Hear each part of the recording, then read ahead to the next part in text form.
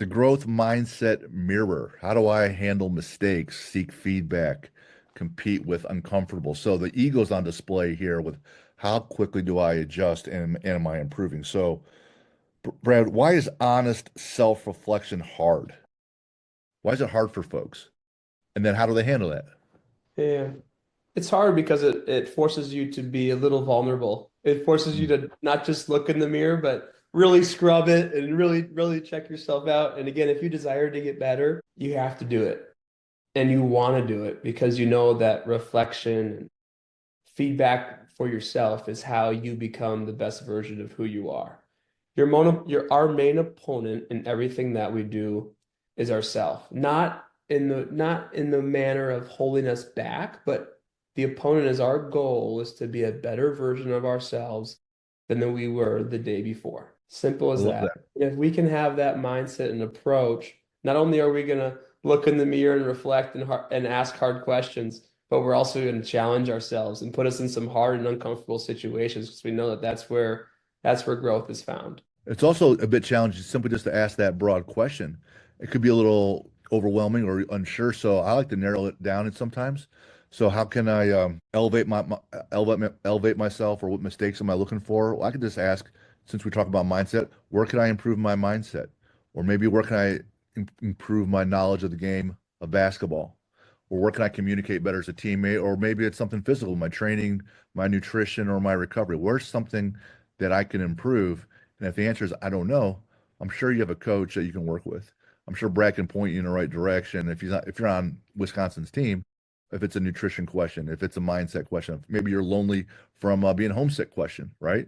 That happens all the time too. So all those things build into your overall performance. And if you can get your team working together, you have a much better shot. This week, as you know, this is always interactive. It's not just lecture. So we want to make sure that we give you some information so you can think about it, but you also have to do things. It's not matter what you know, it's matter what you do with what you know. So got to pick two things, either attack an uncomfortable drill, ask a coach for feedback, which I just alluded to, reframe one mistake publicly. That puts your ego on display. Using growth language or reflect after every practice. But there's a multiple options here, but powerful athletes actually commit to them.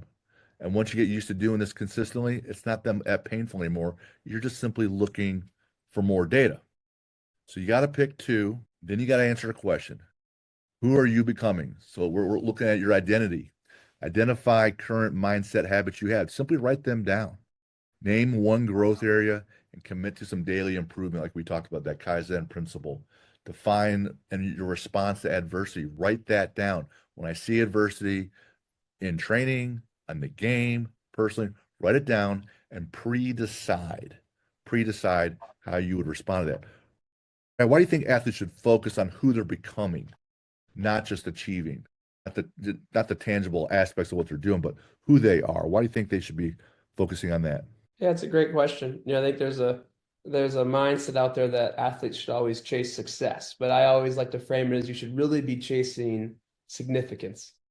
Because the goal, everyone's got the goal to win, and that's a great goal to have. But your overall goal should be to become the best version of yourself. And in my perspective, I believe that sports are a gift and an instrument and a tool to help guide us and shape us and mold us into becoming the best version of ourselves. Because again, when you achieve something, it's usually for you, but who you're becoming is actually it's your ability to impact the people around you. And winning games is great, but impacting people around you will always take the cake. And I think that's the biggest difference between being successful in sport, but also more importantly, being significant in sport.